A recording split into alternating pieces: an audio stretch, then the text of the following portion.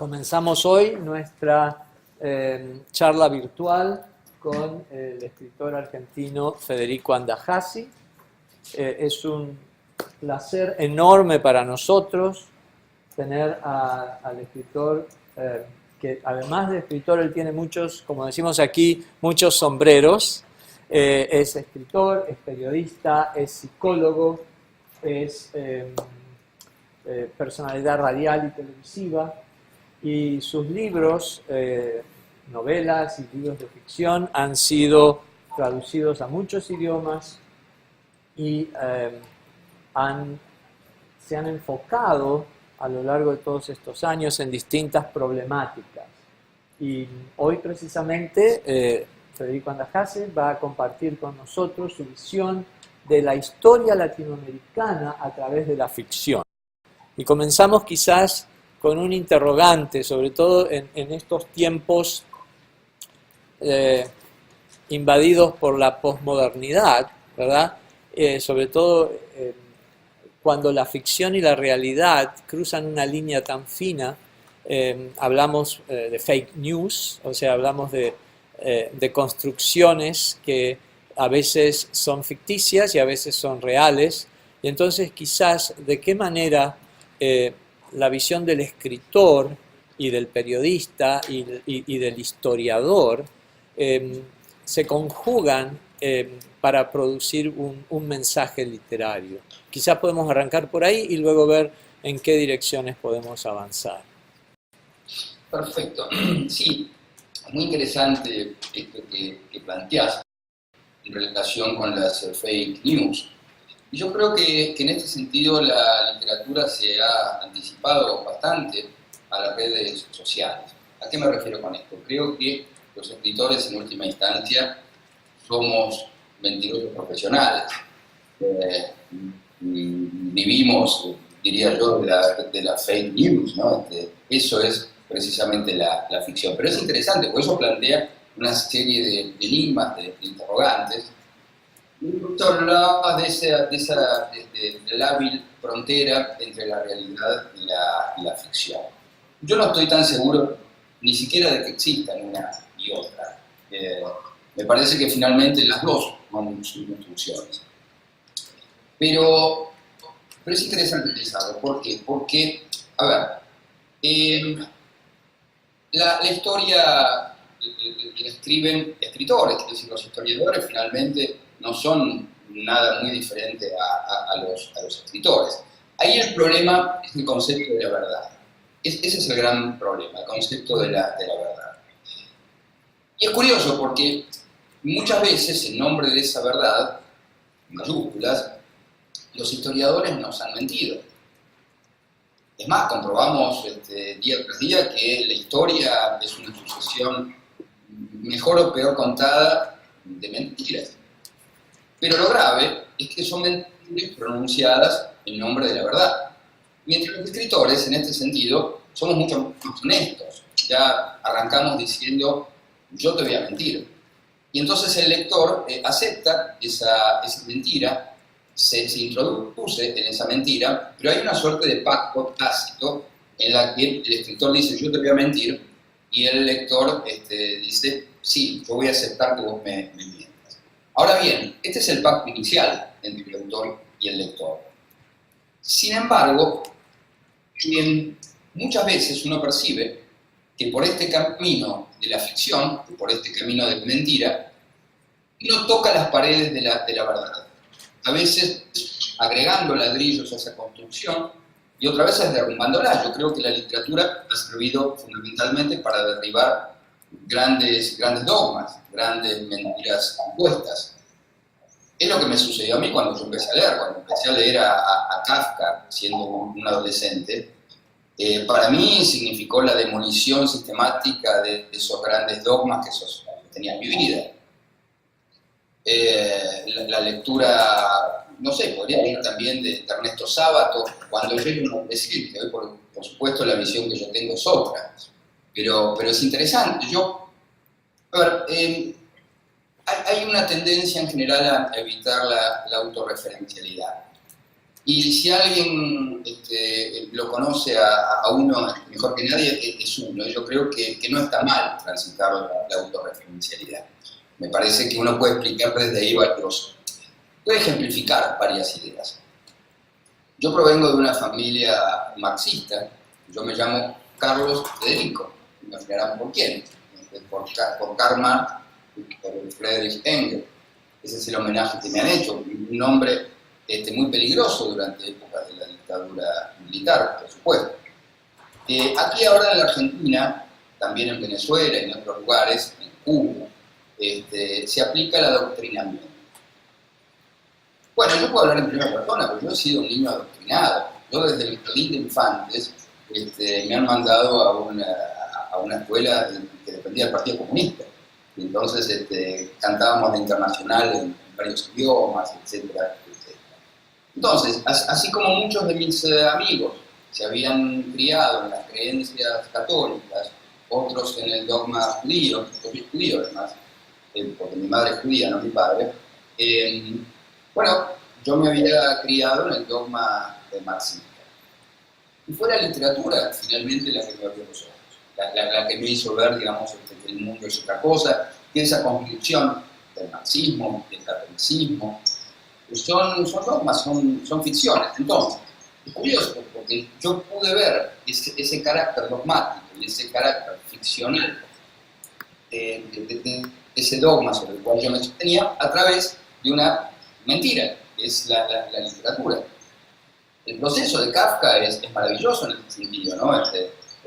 Derrumba esas ideas que teníamos acerca de qué es la justicia, de cuál es la relación de los hombres con la justicia, con los jueces, con los fiscales, con los... Quiero decir, me parece que Kafka toca justamente esa cuerda que nos hace ver en qué lugar está instalado el ser humano en relación con lo más importante que podemos percibir, que es la justicia y la injusticia.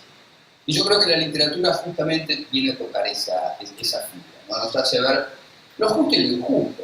Y sobre eso después se van dando las demás construcciones, lo justo y lo injusto, tan sencillo como eso. Me parece que la humanidad todavía sigue discutiendo acerca de qué es lo justo y qué es lo injusto. Esto que en pocas páginas, muy pocas páginas, nos ha enseñado Kafka. Ahora, interesante, mira, mi primera novela publicada fue El Anatomía. Es una historia bastante curiosa, basada en un personaje real. Existió allá por 1550 un médico, un anatomista, que se llamaba Colón, igual que Cristóbal, igual que Cristóbal Colón. Y igual que Colón, él se declara descubridor de algo. ¿Qué declaró Mateo Realvo Colombo? Bueno, él descubrió el órgano que gobierna, dice por lo menos, el placer del amor en el mundo. Y le puso un nombre, le puso amor de él. Bueno, ese nombre no se respetó, porque hoy ese órgano de Mateo Colón se conoce con el nombre de clítoris, que es mucho menos, porque amor veneris quiere decir el amor de Venus. Clítoris en griego significa cuchillo. Le han bajado unos cuantos peldaños, ¿no? Del amor supuesto a la cosquilla. Bueno, yo creo que no es ni lo uno ni lo otro, pero no importa. Lo interesante del descubrimiento, entre comillas, de Mateo Colón, es que supone que las mujeres no tenían noción de que existía algo ahí, ¿no? Y yo no sé si era necesario que viniera un hombre con su índice a ponerle el nombre de las tierras descubiertas, ¿no? Es una metáfora perfecta de qué significa colonizar. Porque así como Cristóbal Colón colonizó un territorio, Mateo Colón vino a colonizar el cuerpo de la mujer. Este libro está escrito varios años antes de que se haya sacado el Perú y tantos otros movimientos, pero va exactamente en ese mismo sentido. Ahora bien, es increíble que el clítoris tenga un descubridor y que el tipo se llame Colón, igual que Cristóbal. Me parecía que eso merecía una novela, tanto menos, ¿cierto? Y otra vez, fíjate porque acá hay un ejemplo muy claro de esto, de qué hablo cuando hablo de la construcción de la verdad y de derrumbar mentiras.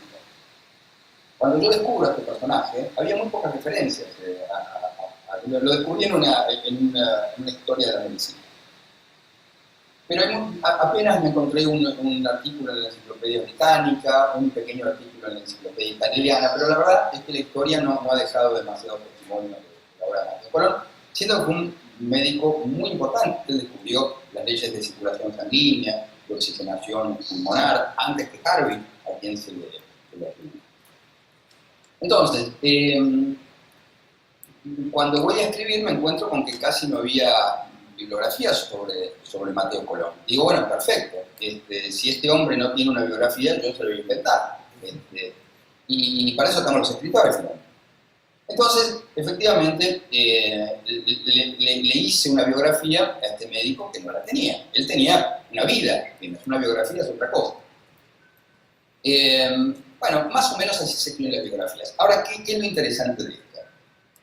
Yo me pregunté por qué, siendo un médico tan importante, no existía ninguna biografía de Mateo Colón. Y la respuesta que me di es que tal vez hubiese este descubrimiento del órgano del placer en las mujeres hubiese significado algún tipo de censura, algún tipo, recordemos que en 1559, año de publicación del libro, estaba en plena vigencia la Inquisición. Entonces yo tal vez haya sufrido algún proceso inquisitorial, lo cual era muy probable.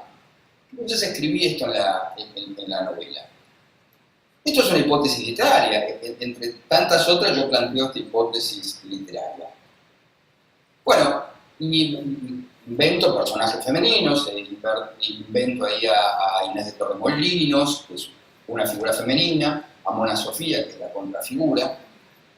Claro, algunos años después, cuando irrumpen las redes sociales, cuando irrumpe Internet, me encuentro con biografías de Mateo Colón. Y voy y las leo. ¿Qué decían las biografías de Mateo Colón? Que había sufrido Inquisición, que su descubrimiento lo hizo en el cuerpo de Inés de Torremolinos, habla de su romance con Mona Sofía. Nada de eso es cierto. Eso es ficción. Ahora, es interesante ver cómo se construyen entonces las biografías. Pero insisto, yo desde el momento que escribo esta novela, el lector sabe que esto es una ficción. Pero la historia, en este sentido, pareciera ser que no entiende metáfora, es literal. Esa es la gran diferencia entre la literatura y la historia. Que la literatura es metafórica, la historia es literal, es un poco parecido al paranoico, ¿no? Que va interpretando todo literalmente por el. Ahora, me parece que esto habla bastante bien de esa frontera entre la verdad y la mentira. Fíjate vos cómo. Esto a mí me interesa mucho porque va al corazón de la esencia de la literatura, ¿no? Yo siempre me pregunté cómo surgen las historias para una novela, cómo se nos ocurre a los escritores una historia y no otra, ¿no? Siendo que es un menú infinito, aparentemente que no finita. Y es interesante, fíjate cómo se van encadenando las historias. Yo estaba presentando la novela en Brasil, El Anatomista, y mi presentador era Contardo Caligaris, que es un discípulo de Jacques Lacan, un psicoanalista, un sociólogo, un gran intelectual. Y estaba presentando mi libro, y él comenta que él tiene su consultorio en Londres, en New York y en San Pablo, por lo menos en ese momento. Y entonces se cuenta en la presentación del libro que había leído el libro en New York y que había visto el original de Mateo Colón, de ahí muy pocos, una edición de 1559 que consiguió en la biblioteca de Nueva York. Cuenta ahí en la presentación que cuando toma el libro, es un libro muy grande, de tapas de piel de cordero, una edición muy impresionante, cuando abre el libro se encuentra unas notas manuscritas en los capítulos donde Mateo Colón habla de disección y de sección de miembros anatómicos, con una nota de un médico fechadas en Antwerp en 1772. Y el tipo cuenta, ahí frente al público, así como están ustedes, que quien firmaba las notas, presten atención, era el doctor Frankenstein, un tal doctor Frankenstein. Me dice, cuando viajes a Nueva York, anda a buscar ese editorial porque te vas a encontrar con las notas del doctor Frankenstein. Yo no podía creer lo que estaba contando.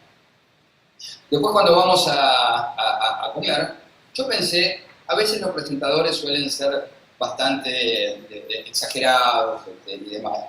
Yo no le creía del todo. Me dice, no, es cierto. Entonces nos empezamos a preguntar cómo habría sido el parentesco entre ese doctor Frankenstein de las notas de Mateo Colón, el manuscrito, y el doctor Frankenstein de Mary Shelley. Entonces nos acordamos que Mary Shelley hizo los primeros apuntes de Frankenstein, de su novela, a orillas del lago Leman, en Ginebra. Estaba reunida con Lord Byron, con Percy Shelley, con Mary Shelley, y ahí Lord Byron lanzó un desafío, porque habían ido de vacaciones a esta casa, en Villa Diodati, y entonces, como el tiempo estaba muy malo, llovía como ahora en Buenos Aires, que no para de llover, Lord Byron propuso, hacer un juego. Quien escribiera la obra de terror, el cuento de terror más terrorífico, ganaba el desafío. Entonces ahí John Polidori escribió un cuento bastante bueno, la primera historia de vampiros jamás escrita, se llamó El Vampiro, el Vampire, y Mary Shelley escribe las primeras anotaciones de Frankenstein. Entonces yo me acordé de una cosa. John Polidori, el secretario de Lord Byron, era médico. Y era un médico, a decir del propio Byron, más apto para producir enfermedades que para curar. Muy parecido a Frankenstein. Entonces, es probable que John Polidori, médico, tuviera ese libro de Mateo Colón en esa reunión, y Mary Shelley hubiese tomado de ese libro el nombre del doctor Frankenstein. Es bastante probable. Entonces, de ahí, de esta historia, de esta presentación del anatomista en San Pablo, en Brasil, a mí se me ocurrió mi segundo libro, que es Las Piadosas, que tiene que ver justamente con eso. Las Piadosas se inicia en Villa Diodati, en esa reunión, con Mary Shelley, con Percy Shelley, con Lord Byron, y el protagonista ahí de esta novela es John Polidori, el secretario de Lord Byron. Así surgió esta segunda novela. Ahora bien, otra vez, y esto es increíble, yo de solo pensarlo se me pone la carne de gallina, decimos nosotros. Algún tiempo después, yo escribo otra novela que se llamó El secreto de los flamencos, que narra esa guerra fantástica entre los pintores flamencos y los pintores florentinos. Está planteada como un thriller, y ese libro transcurre en Brujas, en la ciudad de Brujas. Y es un libro que disfruté mucho de escribir. Un tiempo después de escribir el libro me invitan a Bélgica a presentar el libro, ahí mismo en Brujas, donde sucede la novela. Y en uno había una presentación en Bruselas, una presentación en Brujas y una presentación en Amberes, Antwerp. Cuando estaba en Amberes, yo recuerdo dónde estaban fechadas esas notas de Frankenstein. En Antwerp, en Amberes. Y sucedió algo maravilloso. Me habían alojado en un hotel ahí en Amberes, que era el hospital más antiguo de Europa. Un hotel fantástico con ruinas antiquísimas. Entonces yo digo, yo estoy ahora alojado en un hotel que fue un hospital, y es más, todavía en otra ala del edificio funcionaba un hospital. Entonces yo digo, acá tiene que haber algún archivo. Entonces le pregunto a la persona que me había invitado, ahí en el hotel, si había alguien que ocupara los archivos del antiguo hospital. Y me dijo que sí, que tenía un día jueves. Era martes y yo al día siguiente me tenía que volver a Buenos Aires. Y decido postergar el viaje un día más porque quería hablar con el encargado del archivo. Bueno, finalmente llega el jueves y aparece el encargado del archivo, que era un personaje muy parecido a un monje del nombre de la Rosa, con una barba muy larga. Y entonces me presento y le pregunto si hay archivos de los médicos que pasaron por el antiguo hospital. Y me dice, sí, por supuesto. Entonces me lleva al archivo, que era un lugar medieval, un lugar increíble, realmente parecía sacado de una novela. Me pregunta qué año estaba buscando, le digo, 1772, toma un volumen y le pregunto, quiero saber si acá hubo un doctor que se llamara Frankenstein. Entonces toma el archivo, va por un alfabético, se empieza a buscar Frankenstein, sí, Víctor Frankenstein. O sea, esa hipótesis literaria que hicimos con Contardo Caligaris es cierta. Mary Shelley tomó el nombre de ese médico que había escrito esas notas en el libro de Mateo Colón. Ahora, es increíble cómo es el nexo y cómo son las cadenas que unen las historias, no ya las propias. Por eso hablo de la autorreferencialidad. Porque esto no habla de mi obra, habla de la obra de Mateo Colón, habla de la obra de este médico Víctor Frankenstein, habla de Mary Shelley, de cómo todos los libros de la historia de la literatura están conectados entre sí, aunque no lo sepamos. La ficción es una sola historia, la narrativa es una sola historia. Y los escritores, digamos, no somos más que meros accidentes en esa historia que de todas formas va a ser contada, esa historia que quiere ser contada, de esa historia que habla por boca nuestra, pero si no fuéramos nosotros serían otros. Hay algo que tiene que ver con esa voluntad de hablar, con esa voluntad de narrar, con esa voluntad de contar, que excede a los autores. Es esa voz profunda de esto que genéricamente se llama la cultura. La cultura, que esto que Freud decía, que él hablaba del malestar en la cultura, ¿no? Y es cierto, el ser humano está incómodo en el universo. Es un lugar incómodo en el universo. Y todo el tiempo genera manifestación. Yo creo que la manifestación más bella es la literatura. La literatura, el arte, el cine, la narrativa en cualquiera de sus formas. Entonces, de lo que habla la literatura no es de la genialidad de tal o cual escritor. Habla del malestar de la humanidad. Y ese malestar se puede expresar de diversas formas, y ese malestar se puede contar de muchas maneras, pero de eso viene a hablar la literatura. Y es interesante, es muy interesante pensar dónde nace esta forma de hablar. Al principio vos hablabas de la fake news, y hablabas de las redes sociales, y hablabas de esta nueva forma de narrar.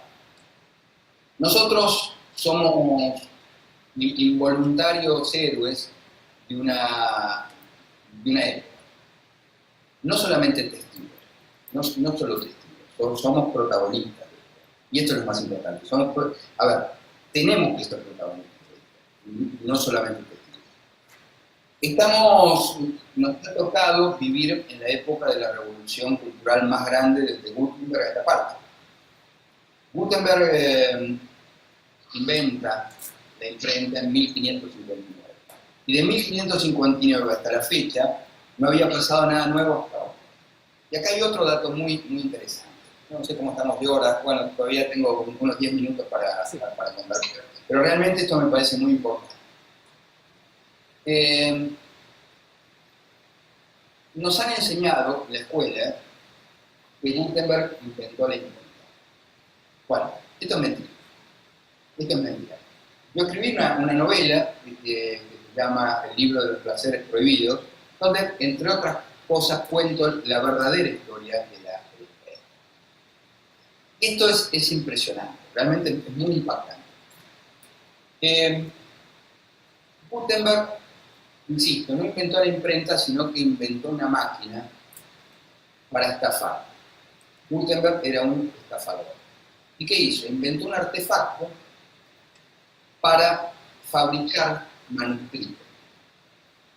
Un libro, antes de Gutenberg, valía una fortuna, porque llevaba años de trabajo por parte de los cubistas, que Umberto Eco también describió. Eran esos monjes que escribían a mano esas Biblias, esos libros sagrados. Además, los libros eran sagrados. Valían muchísimo dinero. Los libros solamente estaban en manos de los reyes, de los príncipes, de la iglesia. La gente no tenía libros. Además, la gente mayoritariamente no sabía leer ni escribir.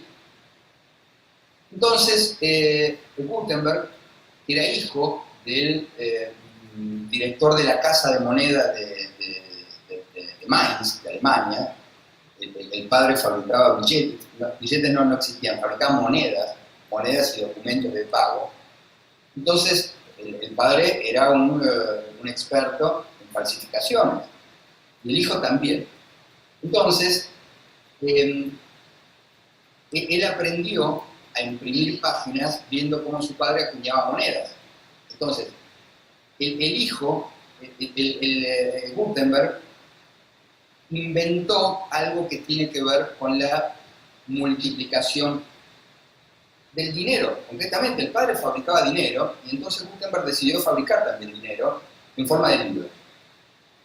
Y es curioso porque esa máquina que servía para falsificar manuscritos, era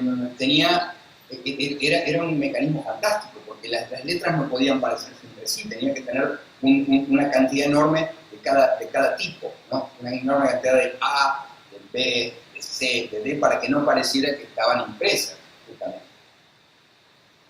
Entonces, él tenía dos socios. Uno era Fust, se llamaba Johann Fust, que era un banquero, completamente, era un banquero, y Scheffer, que era un artesano, que era un experto algunos dicen que era empleado del padre en la casa de moneda. Entonces, con estos dos cómplices, inventaron esa máquina fantástica para falsificar manuscritos. Y de hecho, fueron detenidos y llevados presos en París por intentar venderle un libro falso a un coleccionista, a un millonario parisino. Y se les inicia, yo viajé después a Mainz y pude ver la causa a Gutenberg por falsificación. Entonces, claro, era un vulgar falsificador. Ahora bien, ¿qué pasó? La iglesia descubrió, en principio, el peligro de esto. Y dice, porque claro, cuando se hizo público este descubrimiento, muchos otros alrededor del mundo empezaron a imprimir libros. Entonces la iglesia vio con mucha preocupación de que cualquiera podía imprimir libros. Los libros eran sagrados. Entonces, los libros permitidos eran muy pocos, eran solo los libros sagrados. Todos los demás eran libros prohibidos. ¿Qué pasó con el advenimiento de la imprenta? Se masificaron los libros prohibidos. Esa es la maravilla de Gutenberg.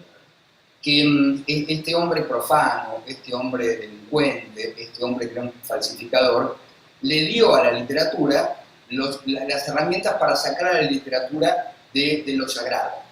Y entonces la literatura pasó a ser profana. Ya no se trataba de decir verdades, se trataba de mentir. Porque Gutenberg era un embustero.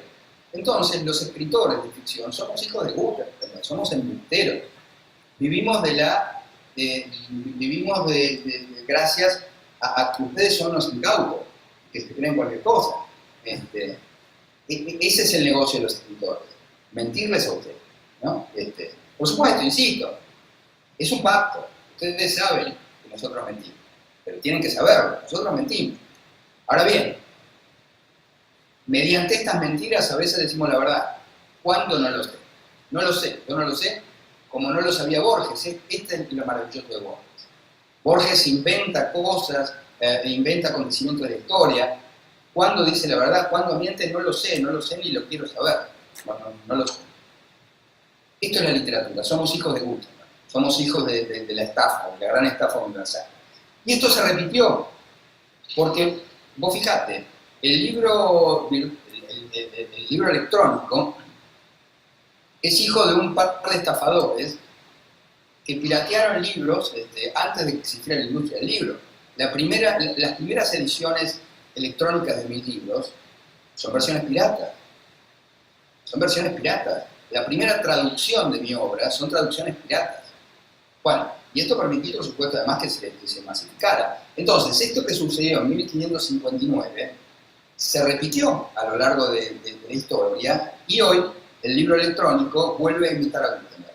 Otra vez, la industria del libro electrónico se monta sobre los piratas, sobre los falsificadores.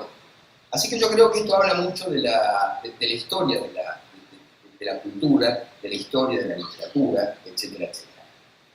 Es este punto. Entonces, uno se pregunta, y cierro con esto, ¿cuál es la relación de la literatura latinoamericana con todo esto que estamos hablando? Bueno, el anatomista no transcurre en Macondo, ni transcurre, digamos, en ninguna selva tropical, sino que transcurre en Venecia, en Padua, en Florencia. Las Piadosas no transcurre, digamos, en ninguno de estos parajes por que suele transitar la narrativa latinoamericana, sino que transcurre en Ginebra, en Europa, otra vez. Pero claro, los argentinos venimos de esa tradición. Borges tampoco escribe de Macondo. Borges escribe de las grandes tradiciones de la mitología griega, de la literatura inglesa, pero trasladado a Buenos Aires, ¿no? A Buenos Aires, que es una ciudad bastante extraña.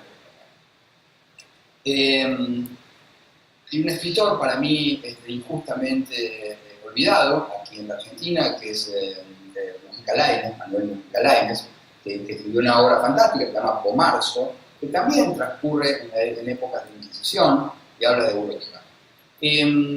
Los argentinos siempre nos hemos resistido un poco a ser latinoamericanos. Esto no está bien, pero es lo que somos. ¿Por qué somos así? No sé.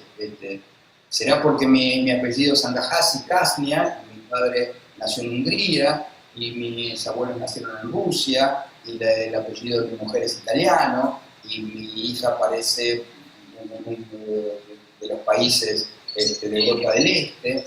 Somos raros los argentinos, la verdad es que somos unas personas bastante extrañas, y tenemos esta inadecuación de la cual yo hablaba, digamos, que el ser humano, que tiene como un malestar asociado a la existencia.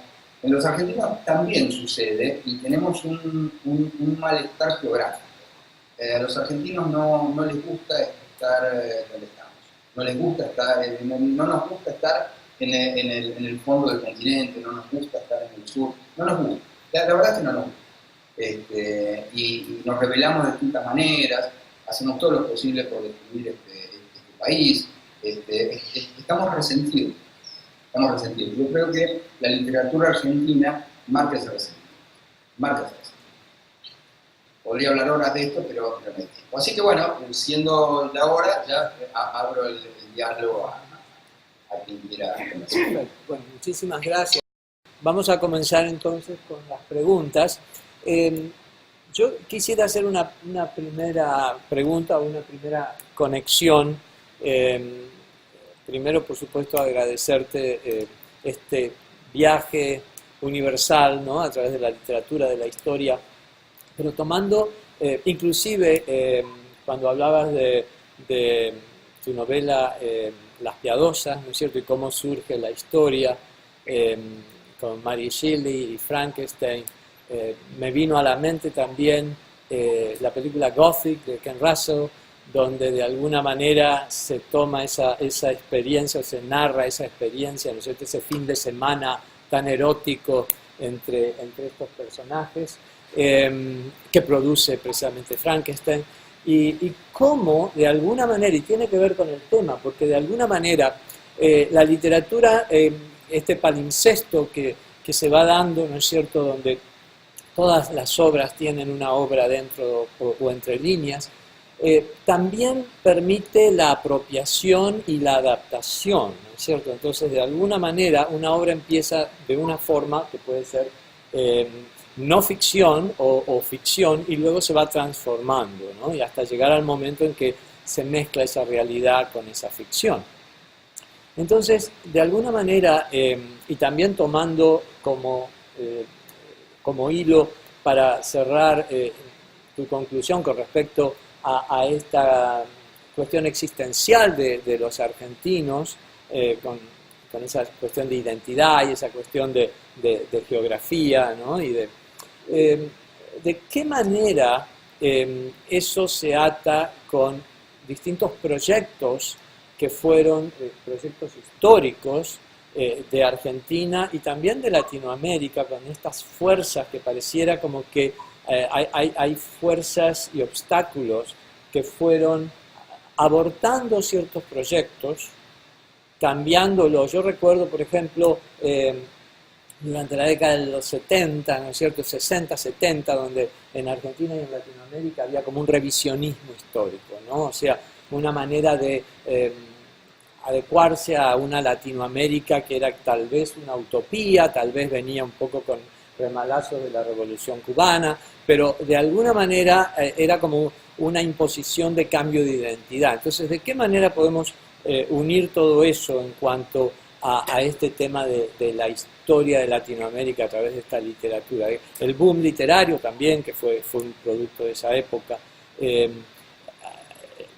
¿Hay alguna conexión con esta frustración que podemos ver sobre todo ahora con la globalización? Porque lo que antes era un poquito más regional, ahora la globalización permite que las ventanas se abran, ¿no es cierto? Entonces, ¿de qué manera esos proyectos históricos y políticos fracasaron o no y son los que van formando esa identidad en Latinoamérica en general?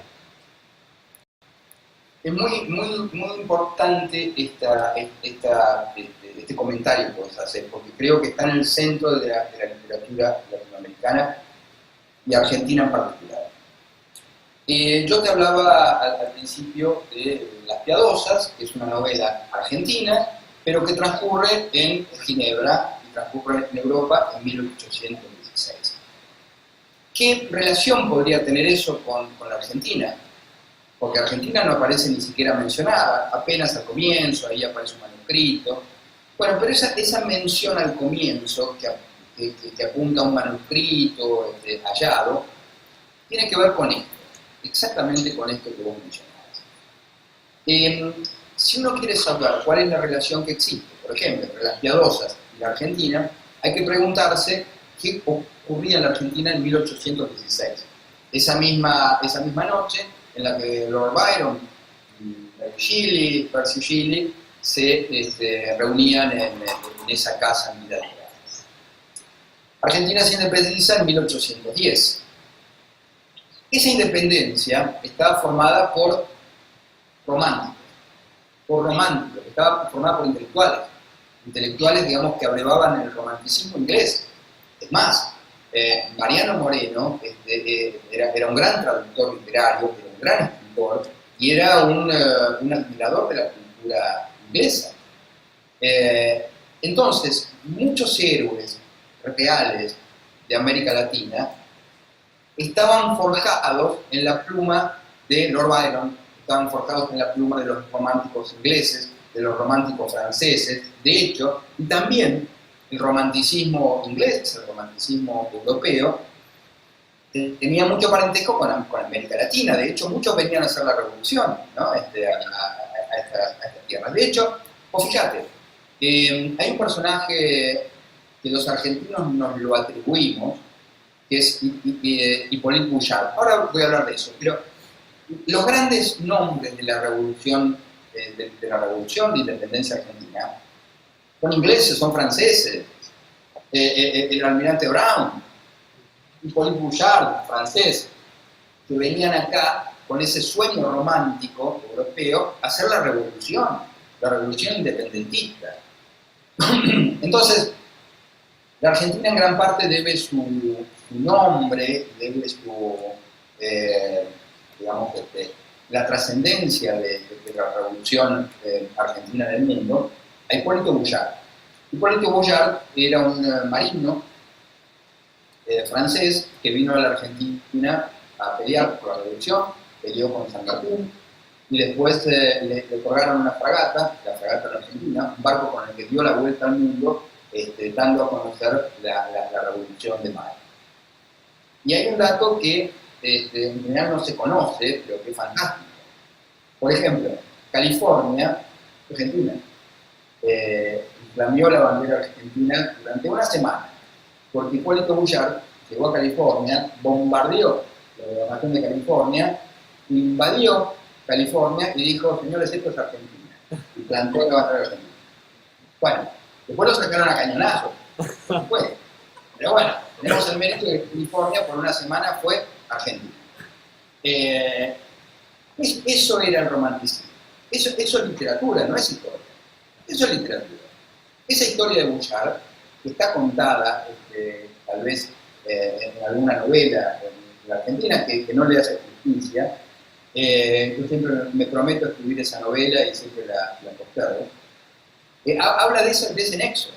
Habla de ese nexo, habla de la fascinación de los argentinos por los franceses, de la fascinación de los argentinos por los ingleses, de la fascinación de los argentinos por Estados Unidos. Siempre los argentinos estaban fascinados con algo que viene de otro lado. El resentimiento argentino a lo largo de la historia tuvo distintos nombres. Quizá el nombre más famoso de ese resentimiento argentino sea el de Juan Manuel de Rosas, nuestro primer dictador, un dictador salvaje, un dictador cruel, un dictador que formó un grupo paramilitar llamado La Mazorca, que asesinó a miles de personas, que torturó a miles de personas. Estoy hablando de 1850, alrededor de y después, de Roca, vinieron por supuesto otros tiranos. El nombre del resentimiento en Argentina se llama Perón, dos sílabas. Perón. Así como el resentimiento alemán, se llama Hitler, y el resentimiento italiano se llama Mussolini, el resentimiento argentino se llama Perón. Y todavía esto sigue generando fanatismo. Todavía esto sigue, porque el resentimiento genera fanatismo.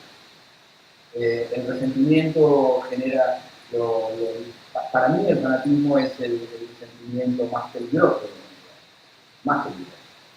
Y esto la literatura también lo ha denunciado una y otra vez, pero también en la propia literatura el peronismo provocó fascinación.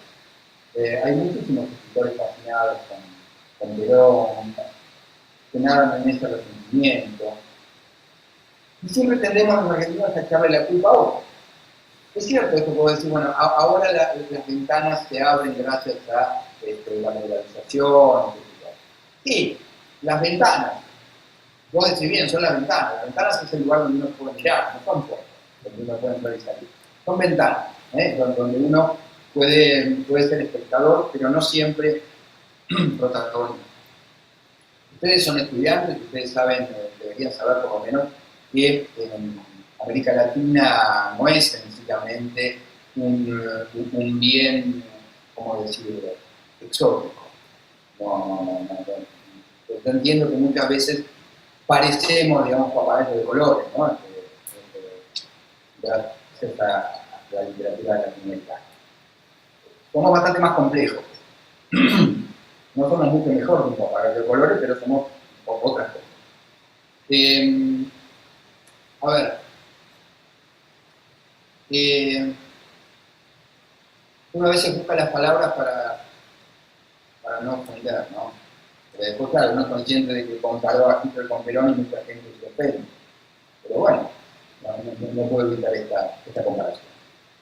En cuanto a la globalización, es cierto, por cada 100.000 títulos norteamericanos, que salen en la Argentina, se publica solo uno en Estados Unidos. Muy difícil publicar en Estados Unidos. Yo creo que tengo publicado El Anatomista y Las Piadosas, Anatomy, no escribo y creo que no mucho más. Es muy difícil, digamos, que sea simétrica esta relación. ¿Es mejor la literatura norteamericana que la argentina? No.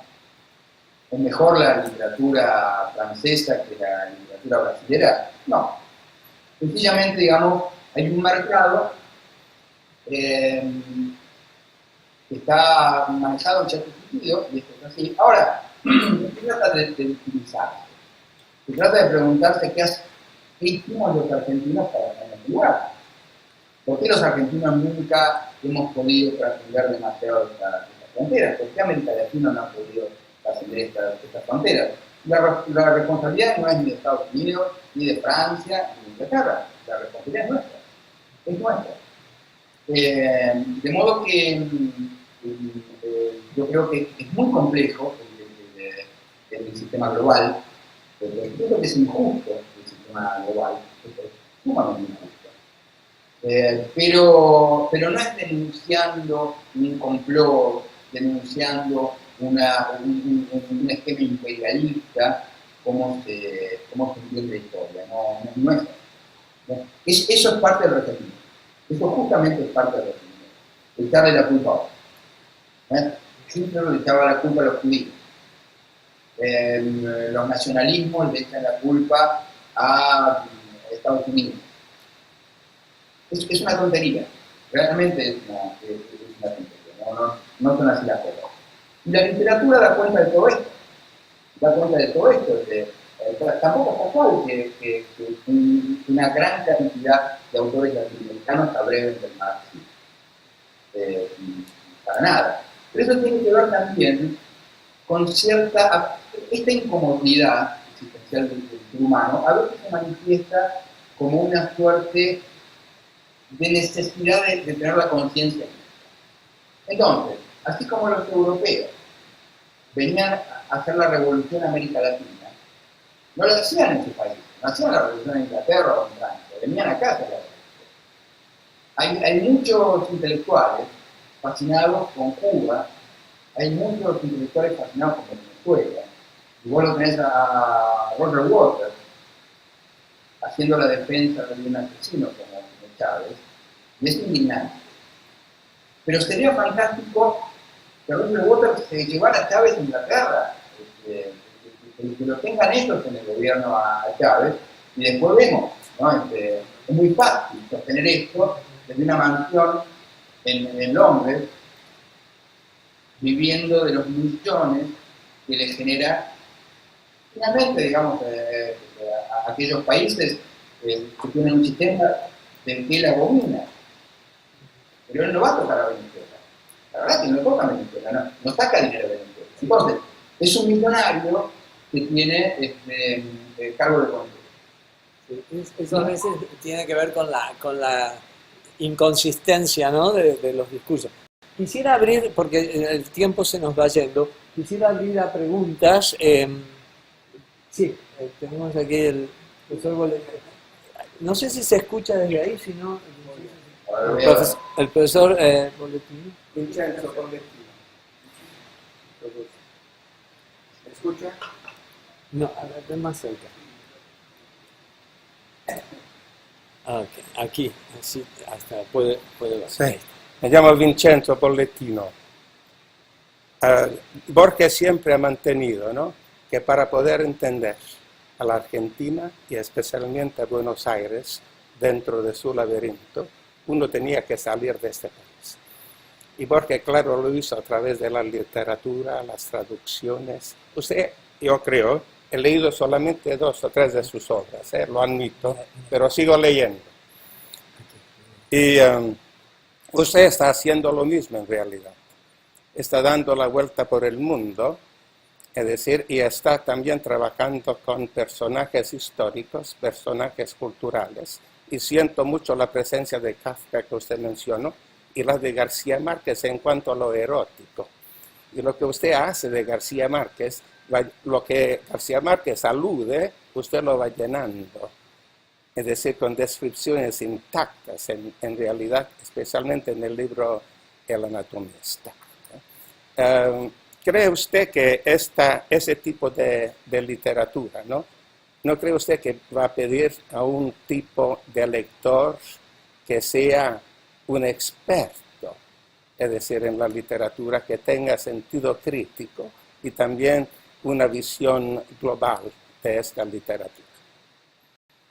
Gracias. Sí, una muy buena pregunta, Vincenzo. Sí, Borges era universalista.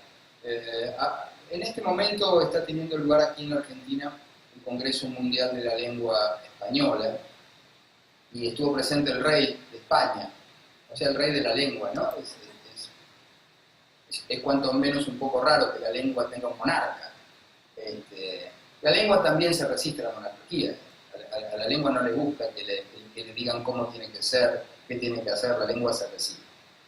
Y en relación con Borges, es cierto, Borges, insisto, era universalista y hablaba en una misma página hablaba de las antiguas enciclopedias chinas y hablaba del barrio de Palermo, Buenos Aires, y hablaba de los cuchilleros porteños junto con la historia universal.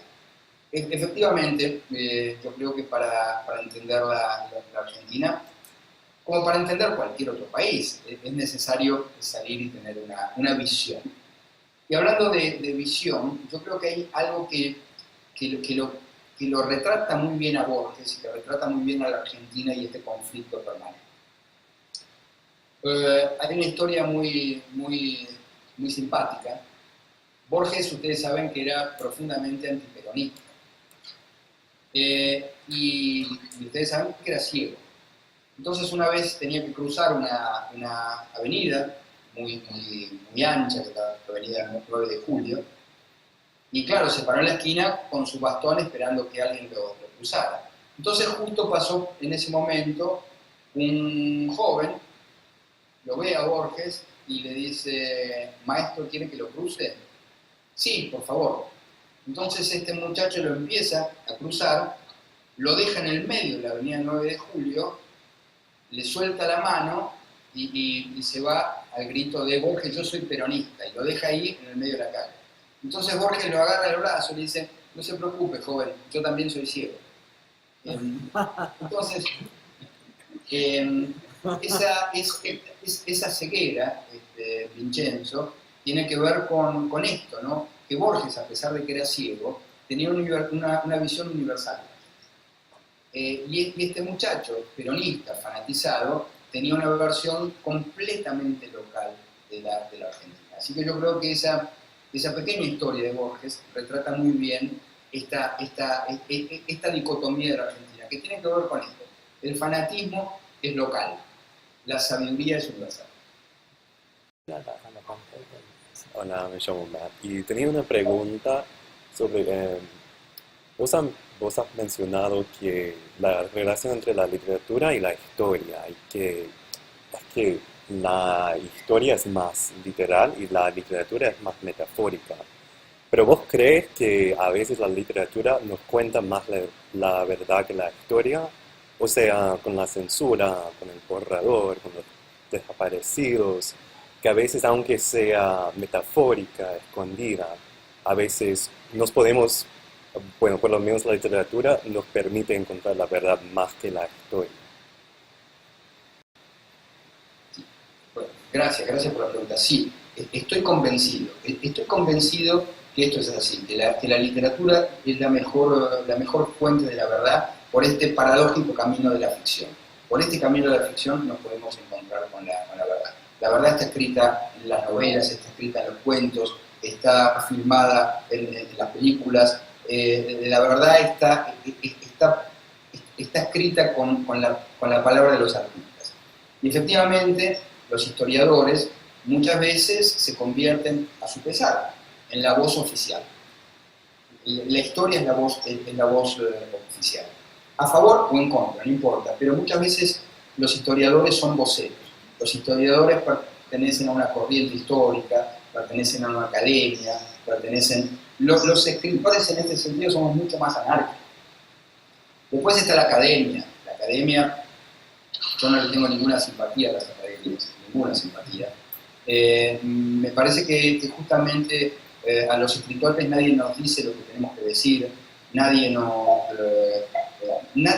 puede censurar tampoco, porque encontramos las formas de hablar. La historia está sujeta a la disciplina, digamos, a una disciplina muy concreta. Entonces, el historiador no se puede mover de ciertos parámetros.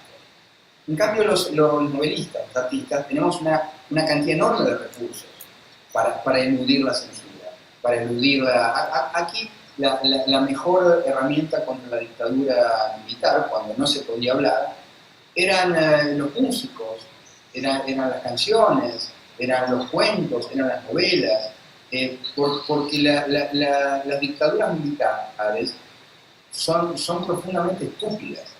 Entonces son literales, no entienden las metáforas, no entienden las sutilezas, no entienden los dobles sentidos.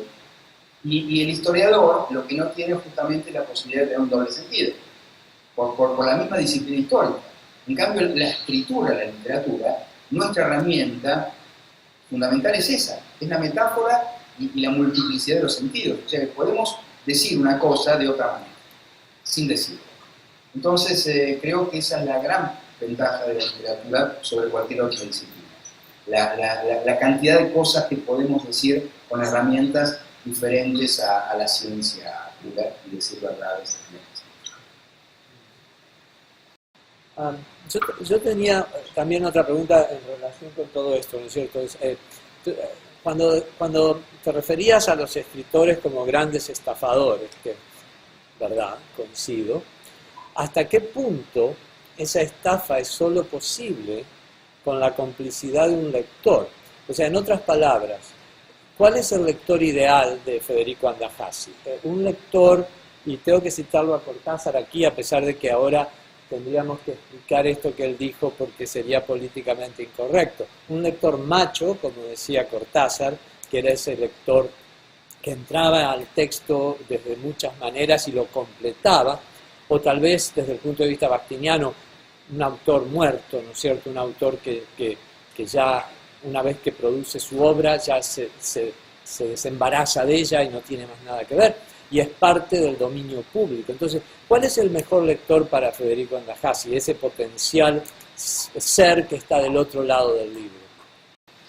El autor y el lector somos esencialmente lo mismo. No hay una frontera entre el autor y el lector. Somos exactamente lo mismo. No solamente porque los autores somos lectores, sino porque quien le da sentido a una obra es el lector. Nosotros, una vez que terminamos de escribir el libro, ya no tenemos nada que ver con esa obra. Igual que ese lector que vos mencionás, que leyó y se desembarazó, nosotros también, yo ya ni me acuerdo lo que escribí, por suerte.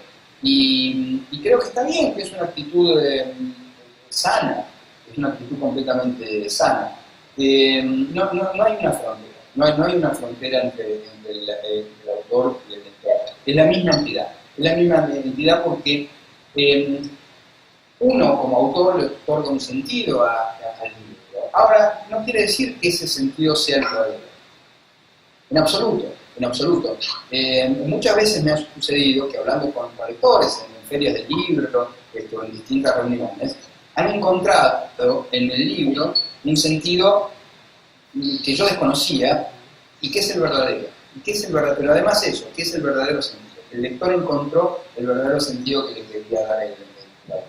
Es como, ustedes saben que yo soy psicoanalista, y en este sentido tampoco sabemos que los pacientes tienen la verdad.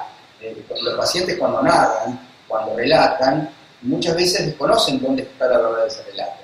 Entonces necesita, en muchas ocasiones, que sea un psicoanalista, que sea otro, quien pueda escuchar la verdad de ese relato. Y la verdad de la literatura no está en boca del lector, está en boca del lector. De ambos, finalmente. Sí, de ambos. Y eso es lo maravilloso de la lectura. Eso es lo maravilloso de la literatura, ¿no? Poder construir esa verdad entre miles de personas. entre tantos lectores, porque el lector es autor. El lector es autor. Mirá, yo tengo escrita una novela musical que se llama Errante en la sombra, para la cual escribí 40 tangos, 40 letras de tango. Entonces, como en los musicales clásicos, los personajes se comunican cantando. Claro, la novela no me da la posibilidad de escribir la música, pero sí las letras. Y la gente me decía, ay, escuché esa novela, esa canción. Claro, los tipos imaginaron la música. Ellos imaginaron la música. Después, de hecho, esa misma novela, Errante en la sombra, se llevó al teatro y se le puso música a las canciones. Y esa música que le puso Daniel Jacobino, el músico, no la pensé yo, estaba en la letra, está implícito en la letra. Entonces, es así. Es decir, tal vez los escritores escribamos la letra, pero la melodía la pone el lector. Es una buena imagen, ¿no? Sobre el acto de leer y el proceso creativo. Y en ese proceso hay un tercer personaje que sería el traductor o el adaptador, en el caso de llevar una obra al teatro o en el caso de traducirla a otro idioma. Aquí nosotros tenemos un programa de traducción y sería también de interés para nuestros estudiantes ver cuál es la opinión o en este proceso de traducción o de transferencia a otro medio, hasta qué punto está involucrado el autor, hasta qué punto debería estar involucrado el autor, es un trabajo en conjunto, es la oportunidad de que otra persona pueda terminar ese trabajo y completarlo. ¿Cuál es la visión tuya al respecto? ¿Esto a ustedes les dice algo? No. A mí tampoco. Pero reconozco que es las piadosas, ¿no? Quizás... No, ok. el secreto del flamenco. Sí. Por la pintura. Ahora, yo no sé qué dice acá. No sé qué dice acá, ni sé qué dice ahí, no lo sé. Aquí alguien ha escrito un libro que ya no es mío. No tengo forma de saberlo. Ahora, yo tengo que confiar en esta persona que sabe hablar con ruso, porque si no estoy perdido. Yo no sé qué escribió, pero tengo que confiar en él.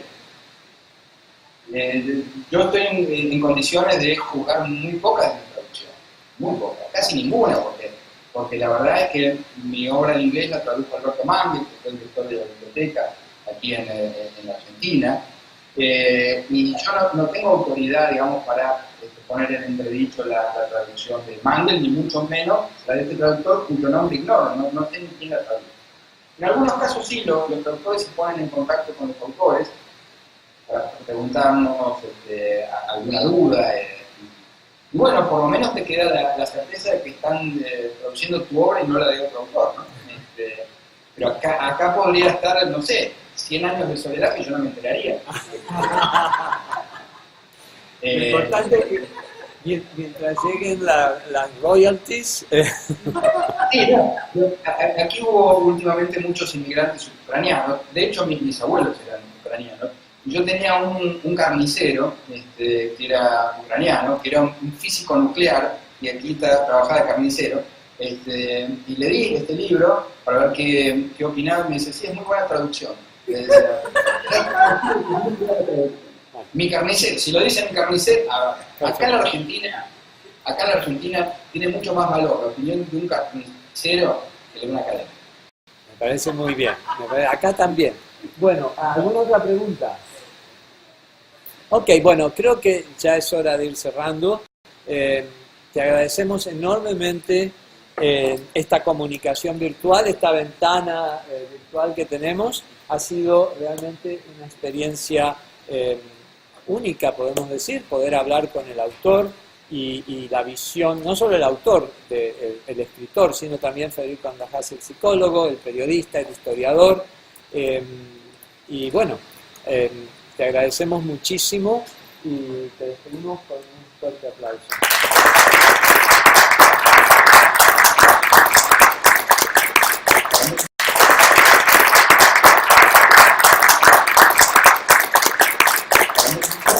Muchas gracias y agradecerte a vos esta conversación y por supuesto decirle a cada uno de ustedes que si en algún momento viajan a la Argentina van a ser muy bien, realmente muy bien recibidos y van a ser recibidos con los brazos abiertos. Así que desde acá les mando un enorme saludo. Acá somos muy abrazadores, así que les mando un abrazo. Un abrazo. A ustedes, de acá de Argentina. Ok, muchísimas gracias.